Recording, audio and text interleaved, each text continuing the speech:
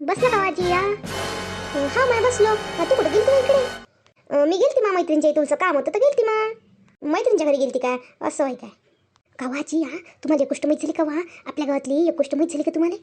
कोणती माय कोणती गोष्ट? कोणती गोष्ट म्हणेल तू? काय झालं बाबा आता गावात?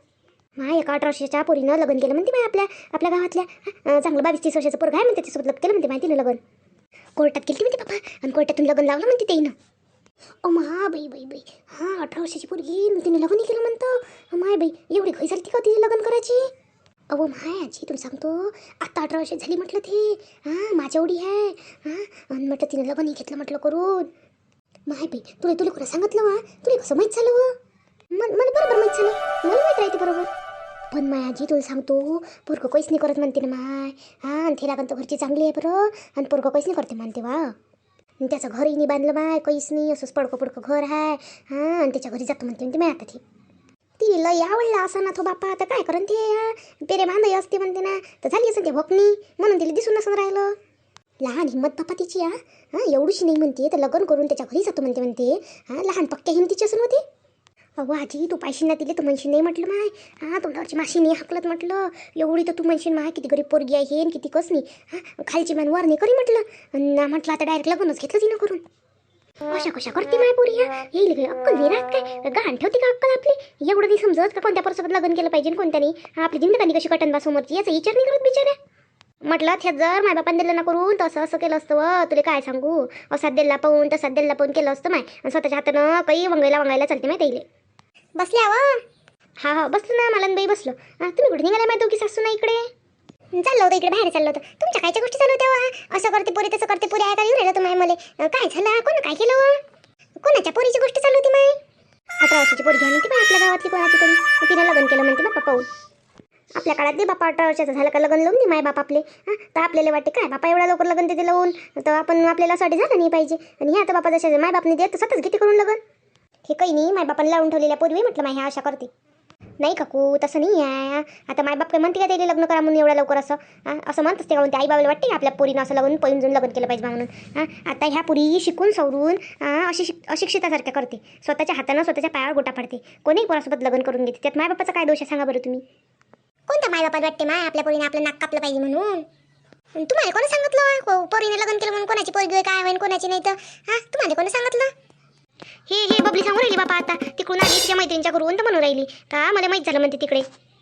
का व बबली तुला कोणी सांगितलं बापा? तुला मोठ्या गोष्टी माहीत राहते वा? नाही आजी आजी मी तिकडे गेलती ना, मग मैत्रीच्या घराकडे गेलती तर तिच्या घराकडे पोरगी होय तर माहीत झालं. मग मला तिकडे कल्ला चालू होता म्हणून मला माहीत झालं. तशा तुला मोठ्या गोष्टी माहीत राहते बापा. जिच्या ना तिच्या माता मापाच्या गोष्टी माहीत राहते तुला. नाही माझी मी ऐकली बाशी बाहेर गोष्टी म्हणून मी सांगितली.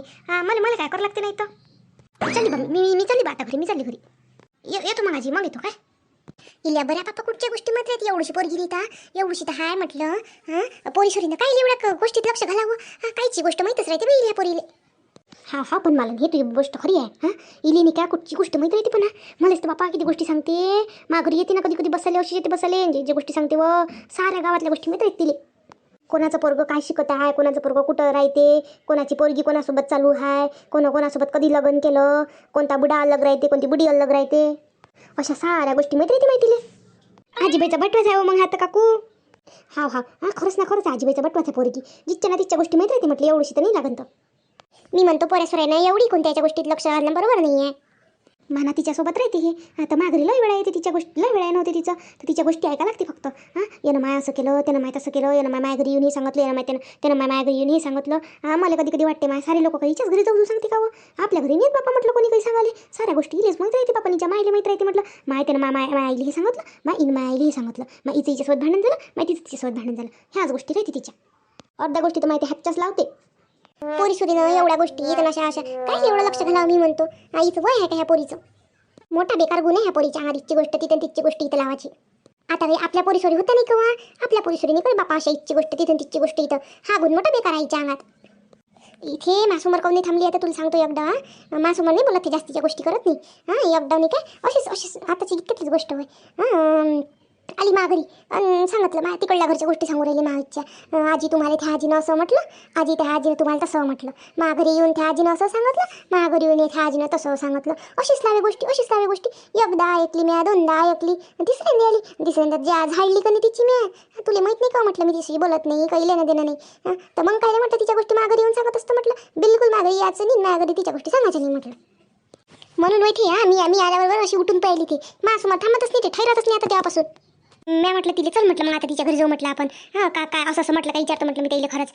तर नाही आजी राहू दे ना म्हणे, आता राहू दे ना आजी, असं तसं करे बापा. मग गया वया करत जा मायावाल्या. पण तिची आई तर तशी नाही हो काकू, तिची आई तर नाही लावत बापा इथची गोष्ट तिची गोष्ट इथं. हे पोरगी लस दिसू राहिली मला. नाही माहिती तिची आई नाही तशी, ते बहिणी करत अशी. हे पोरगी कोण अशी आहे काय पीत, कोणावर गेली कोणावर नाही तर बिचारी. चल बाई आता आम्ही जातो मग. इथंच उभी राहिली तुमच्यासोबत बोलली तर इथंच गेला टाईम.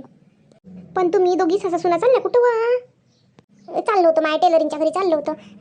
किती दिवस झाले माझ्या 2 महिने झाले. दोघीनं ब्लाऊज टाकले 2 तिच्याजवळ शिवाले. तर देऊनच नाही राहिली बिचारी.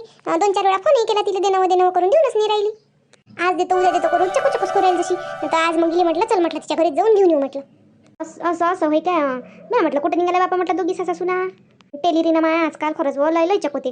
ज्याचं अर्जंट असलं ना त्याचं देते पहिले शिवून. ज्यानं पैसे जास्त दिले माय अर्जंट आहे द्या माय शिवून तर त्याचं देते ना. आपल्यासारखे बुड्या तर कशात देत नाही माय. 2 महिने 4 महिन्यात देते तशा. तर आता दुसरी टेलरीने नाही आपल्या गावात टाकाले म्हटलं दुसऱ्या कोणाजवळ तर तिच्याजवळ टाका लागते. चांगली टेलरीन पाहिजे, त्या दोनशी चांगली शिवते ब्लाऊज, मग तिच्याजवळ टाका लागते. ते चांगली शिवते तर ते माराशी करते, 2-2, 3-3 महिने देतच नाही. बरं बाई सांगून येतो आम्ही. हे मला माहीत तशी सुनील कशीच सोडत नाही, हे नाही का? कुठे सासा सुना सांगा म्हणत दिसते. लय पट्टे बाई त्या दोघी सासू सुनाचं. पटलंच पाहिजे बापा सुनीसोबत. म्हातारपणी सुनीच्या हाताखाली राहा लागते ना. म्हातारपणी सुनच आपली आदराची काठी राहायची तशी पाहिली तर.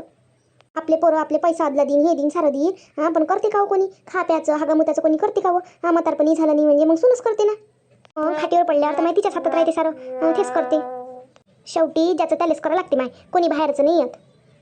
हे खरं आहे पण किती काही सासू सुनाचं इपट असो का काही असो, पण म्हातारपणी सासू सुनीला करावंच लागते मग सासूचं. बाहेरचे लोक नाही सुनच करते शेवटी.